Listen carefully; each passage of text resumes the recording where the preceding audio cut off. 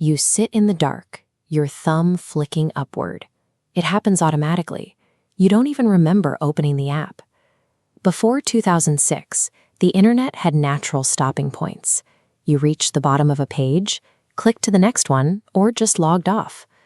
But then developers invented the infinite scroll. Suddenly, the bottom of the page disappeared entirely, erasing the physical friction that told your brain it was time to leave. You think you're casually browsing for entertainment, but the interface you are swiping through operates on the exact same mathematical principles as a casino slot machine. Every flick of your thumb is a literal pull of the lever. Which brings up an interesting physical mystery. After an hour trapped in that loop, you don't feel rested. You feel anxious. Your focus is shattered, and a brain fog sets in.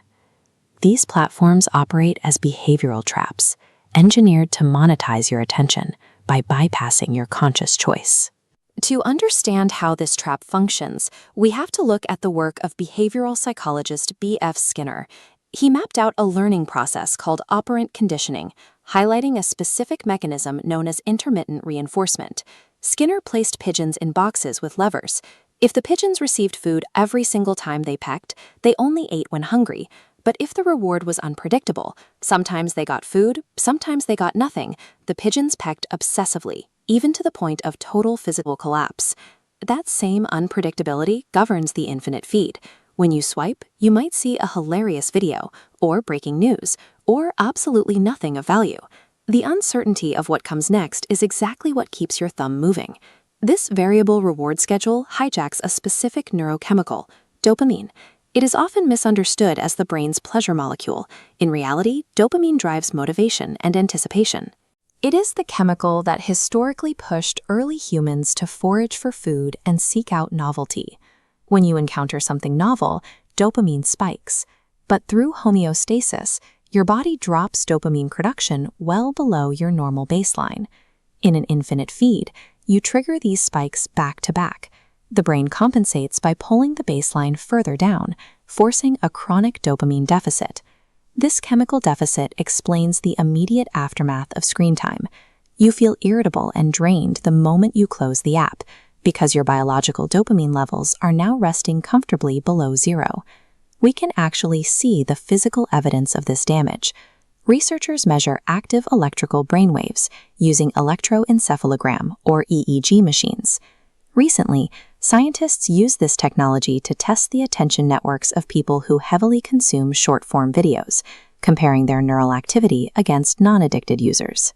The researchers focused specifically on a function called executive control. Located in the prefrontal cortex, this is the neurological braking system that allows you to self-regulate, resolve conflicts, and ignore distractions. During deep concentration tests, healthy brains generated strong frontal theta wave activity, but heavy short-form video users showed severely diminished theta power. Without robust theta activity, the prefrontal cortex fails to apply the brakes, causing a measurable drop in impulse control and focus.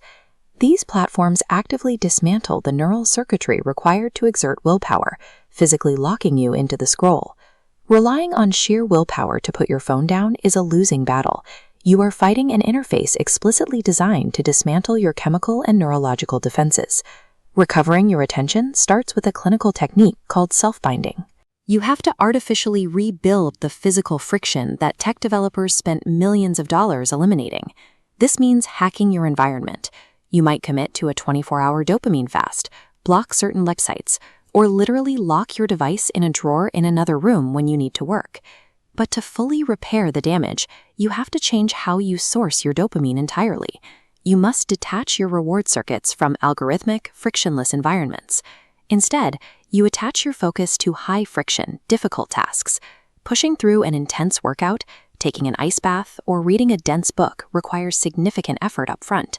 The dopamine is released slowly, strictly as a reward after the effort is complete. This post-effort release operates completely differently than a digital slot machine. Instead of causing a massive spike and subsequent crash, earning your dopamine through struggle actually raises your baseline level, leaving you feeling more motivated and focused long-term. To reclaim your cognitive freedom, You have to walk away from the engineered ease of the infinite scroll. Your brain evolved to overcome physical and mental struggle, and embracing that friction is exactly how you take your mind back.